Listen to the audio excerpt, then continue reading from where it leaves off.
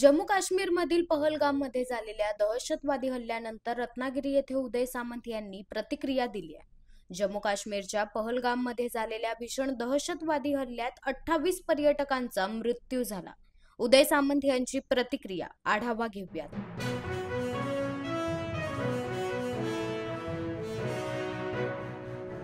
पर्यटकांवरती बसला आहे। महाराष्ट्रातील लोकांवरती, देशातल्या लोकांनी जगभरातले पर्यटक आलेले होते। तुमची आवडची प्रतिक्रिया? कालचा हल्ला जो होता तो नक्कीच भ्याड हल्ला होता।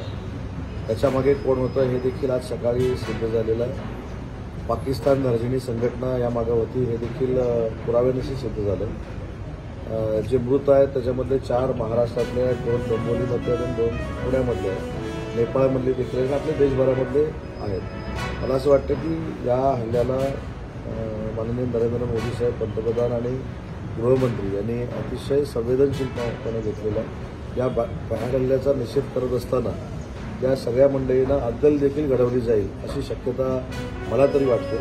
आणि एवढं देशाला किंवा काश्मीरच्या भागाला एवढं स्वस्तात देखील पाकिस्तानला घेऊन उपयोगाचं नाही।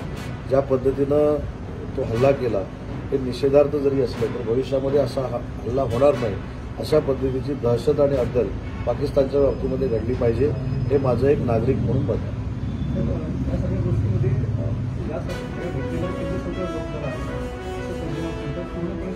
जाऊ दे, मला असं वाटतं की त्यांनी काय म्हणावं हा त्यांचा मुद्दा आहे।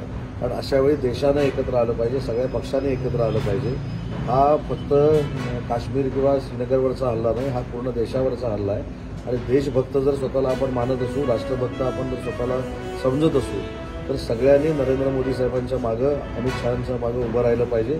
जे काही राजकारण करायचे ते आपण नक्की करू, पण देशाच्या अशा संकटामध्ये अशा पद्धतीचं घाणेरडं राजकारण करणं हे अतिशय वाईट आहे आणि त्याचा पण मी निषेध करतो। पाकिस्तानला अतिरेकी राष्ट्र म्हणून घोषित केलं पाहिजे का?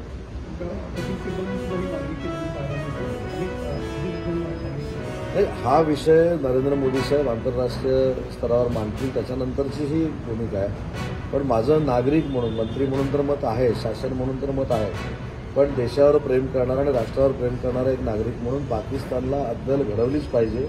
कारण जी काही या सगळ्या परिस्थिती निर्माण करण्याची भूमिका पाकिस्तान धार्जिण्या संस्था घेत आहेत त्यांना देखील अद्दल घडली पाहिजे।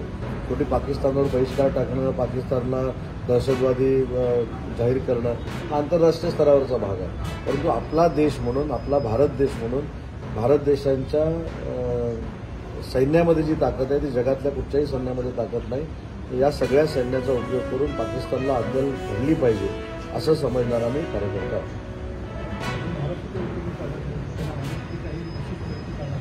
विशेष प्रयत्न कालपासूनच आम्ही सुरू केलेले आहेत।